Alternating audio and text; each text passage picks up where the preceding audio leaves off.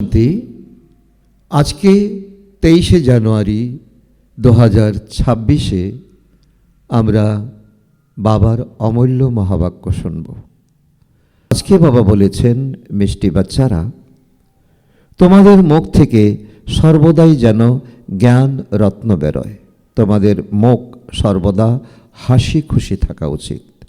এই হাসি খুশি থাকা মুখই হলো বাস্তবে আমাদের সাইনবোর্ড, ঈশ্বরীয় বিশ্ববিদ্যালয়ের সাইনবোর্ড।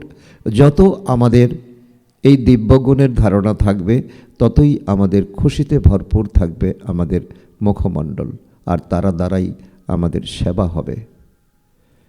আজকের মুরলী থেকে প্রশ্ন, যেসব বাচ্চারা ব্রাহ্মণ জীবনে জ্ঞানের ধারণ করছে বা করেছে, তাদের লক্ষণ কি হবে? বাবা 3 প্রকারের লক্ষণ বলেছেন।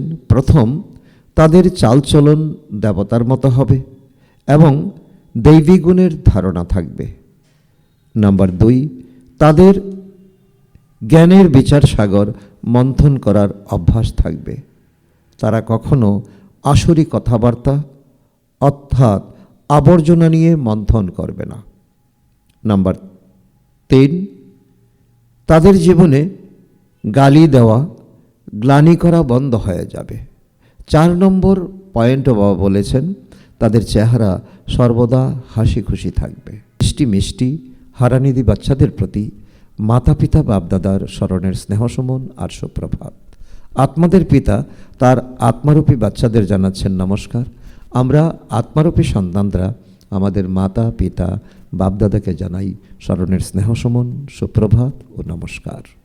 ধারণার জন্য মুখ্য সার: 1 নম্বর, নিজের হাসি খুশি চেহারার দ্বারা বাবার নাম উজ্জ্বল করতে হবে।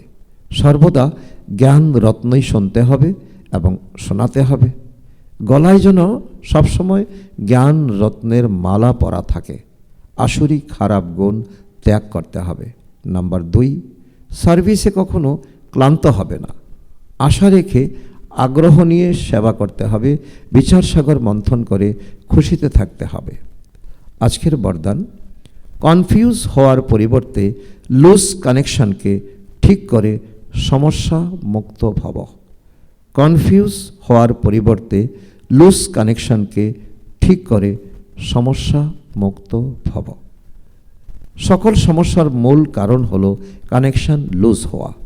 কেবল কানেকশন ঠিক করে দাও, তাহলে সর্বশক্তিগুলি তোমাদের সামনে ঘোরাফেরা করবে, যা তোমাদের প্রয়োজন।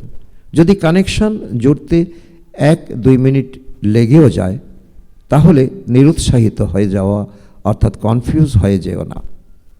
নিশ্চয়ের ফাউন্ডেশনকে নড়াবে না। আমি বাবার, বাবা আমার, এই আধারের দ্বারা ফাউন্ডেশনকে পাক্কা করো, তাহলে সমস্যা মুক্ত হয়ে যাবে।